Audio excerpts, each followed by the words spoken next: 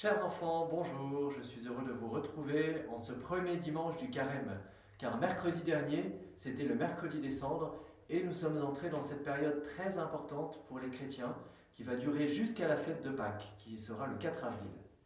Le carême dure 40 jours, et pour vivre ce carême, vous avez reçu de vos catéchistes un petit livret très bien fait. J'espère que vous allez l'utiliser, ça vous aidera à vivre à fond ce temps du carême. Et dans ce carnet, il y a un petit jeu. Et dans ce que je vais vous dire maintenant, il y a un indice qui vous aidera pour la première étape. Pourquoi le carême dure 40 jours 40, ça nous fait penser à quoi?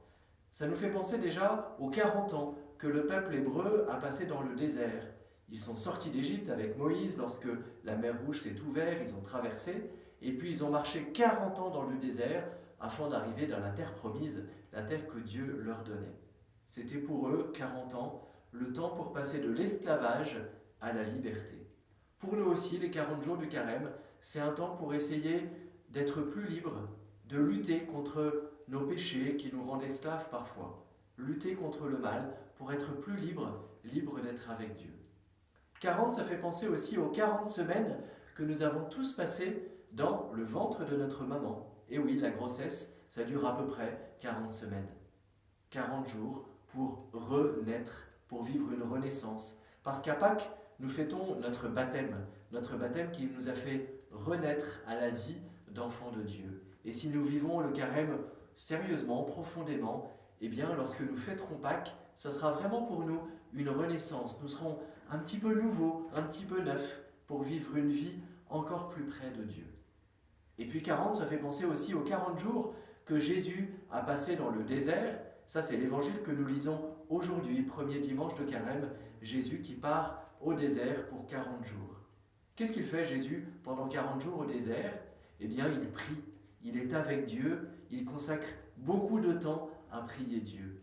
Ça aussi, c'est quelque chose que nous sommes invités à faire pendant le carême, chercher à prier un peu plus ou à mettre un peu plus de cœur dans notre prière.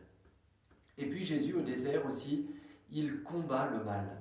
Il est tenté, il est attaqué par le diable qui le tente, c'est-à-dire qu'il essaie de l'attirer, de le convaincre de faire le mal. Comme nous, parfois, nous sommes tentés, c'est-à-dire que nous avons envie de faire le mal. Jésus ne va pas céder aux tentations, il résiste, il combat, finalement il est vainqueur, il résiste à toutes les tentations.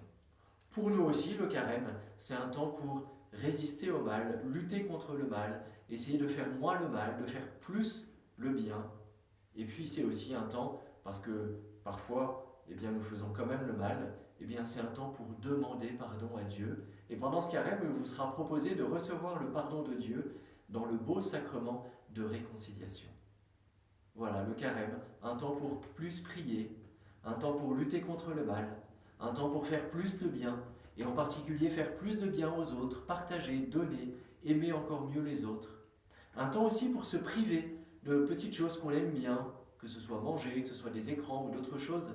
Se priver de cela pour nous rappeler que c'est pas si important que ça, et que le plus important dans notre vie, c'est d'aimer Dieu et d'aimer les autres.